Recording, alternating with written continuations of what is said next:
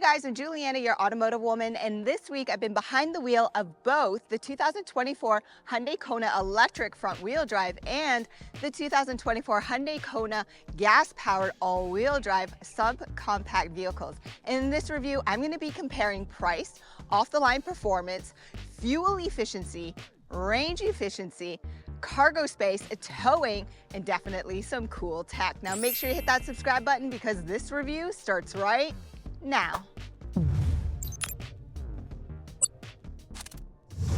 For 2024, Hyundai completely overhauled the Kona. It's now longer, wider, and way more stylish than the previous model.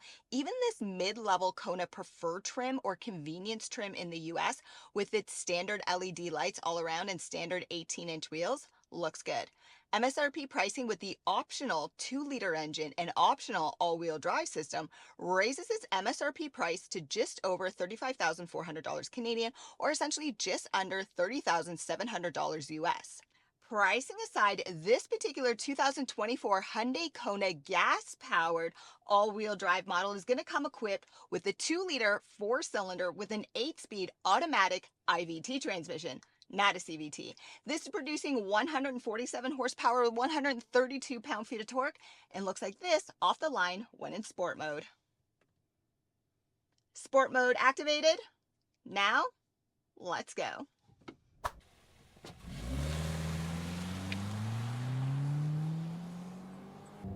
Yeah, about as bad as I anticipated. Makes a lot of noise. This is why you should consider the turbo engine. This 2024 Hyundai Kona Electric you're looking at shares the same style updates as the gas-powered Kona. It's now longer, wider, and looks better. But this model only comes equipped as a front-wheel drive currently. MSRP pricing for this preferred trim in Canada, or SEL in the US, begins at just under $49,100 Canadian, or essentially just over $36,600 US before EV tax incentives are applied. Pricing aside, your 2024 Hyundai Kona Electric is going to come equipped with a 64.8 kilowatt hour electric motor, which offers a 150 kilowatt electric power output, which generates 201 electric horsepower with 188 pound-feet of torque and looks like this off the line when in sport mode. Sport mode activated. Now, let's go.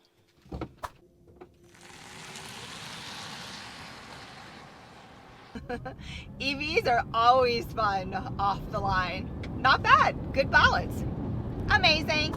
Your 2024 Hyundai Kona all-wheel drive gas-powered subcompact is going to come equipped with 3 different driving modes: normal, sport, and snow. And because I wanted to test it through my efficiency test, which essentially sees me driving for 90 minutes using urban roads and the highway and sitting in traffic, so very realistic. And why 90 minutes? Well, because the average working adult, we spend 90 minutes in our vehicles daily.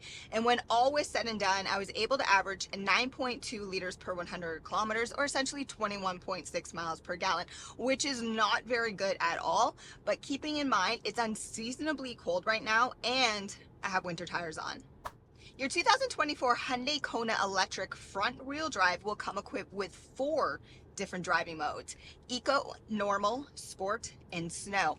And again, because I wanted to take the Hyundai Kona Electric out for my range efficiency test, I left it in eco mode and I activated driver only climate control. Okay, so then the climate only focuses on the driver as opposed to keeping everybody else comfortable. So that aside, Hyundai advertises the Kona Electric as having 420 kilometers of range, or essentially 261 miles. But because it's unseasonably cold, I started with 348 kilometers, or essentially 216 miles. And when all was said and done, after my 90-minute test drive, and again, 90 minutes because the average working adult, we spend 90 minutes in our vehicles daily sitting in traffic, driving on the highway, and driving on urban streets. And again, when all was said and done, I was only able to average 20.1 kilowatt hours per 100 kilometers. and I took advantage of braking regen and had my iPedal maxed out. In order to activate iPedal, use the paddle shifter on your steering wheel. If towing is important to you, then I strongly encourage you to speak to your Hyundai specialist because, and this is strange, currently the Hyundai Kona Gas model does not offer a tow rating as it states in the owner's manual, but the Hyundai Kona Electric offers just over 1,100 pounds. So that's interesting. But that aside, when it comes to cargo space, both vehicles offer the same amount of space. So with the seats down, you'll receive 1,803 liters or 63.7 cubic feet of space. With the rear seats up, you receive 723 liters or 25.5 cubic feet of space. And both vehicles come equipped with a tire mobility kit, not a spare tire. Also, FYI, the Kona Electric has a small space under the hood so you can store your charging cable. When it comes to rear passenger comfort, you really need to decide what's more important to you, leg space or storage space, because the Kona Electric offers more storage space, whereas the Kona gas powered model offers 1.7 inches of extra leg space. Now that aside, it does not matter which model you actually choose to purchase because these rear seats are fixed, meaning they don't slide forwards or backwards. Of course, they just fold in their 60-40 split configuration. When it comes to connectivity, both vehicles are the same as well. You receive 2 USB-C ports. Before I hit the road to share my final driving impressions, I'm going to quickly cover daily driving features in both the gas power Kona and the electric Kona, beginning with this gas power Kona, which offers a traditional gear shifter, whereas the Kona Electric offers a shift by wire. Then, if you're like me and you prefer a remote start feature, it's offered as standard and you can find it on your key fob. Then, the small sunroof is power operated and is included with the Trend package in Canada, or essentially the convenience package in the US. Then both front seats are manually operated. They're also heated and the steering wheel is also heated. On the left side of the steering wheel, you'll find your adaptive cruise control functions with steering assist, and you'll be able to customize the center of your fully digital driver cluster. On the right side, you'll find your voice command, Bluetooth, and audio functions. Moving to the infotainment system, it offers navigation when equipped, but wired Android Auto and Apple CarPlay are standard. As for connectivity, you receive a mobile charge pad, 2 more USB-C ports, and one 12-volt port. Just like the gas power Kona, I'm going to quickly cover daily driving features. And again, for clarity, this is the preferred trim in Canada with the Trend package, and then in the US, this is the SEL with the convenience package. So first, you also receive a remote start feature on your key fob, super convenient, and I love this feature. Then the sunroof is completely power operated, but in this model, the passenger seat is manually operated and the driver's seat is power operated. Both seats are heated and ventilated. The steering wheel is also heated, and on the left side, you'll find your adaptive cruise control, steering assist functions, and you'll be able to customize your digital driver cluster. This model also offers video blind spot monitoring and a heads-up display.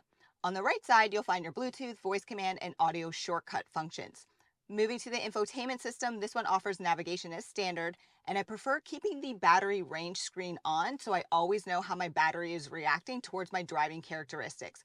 And Android Auto and Apple CarPlay are standard. As for connectivity, this offers a mobile charge pad and 2 USB-C and one 12-volt port.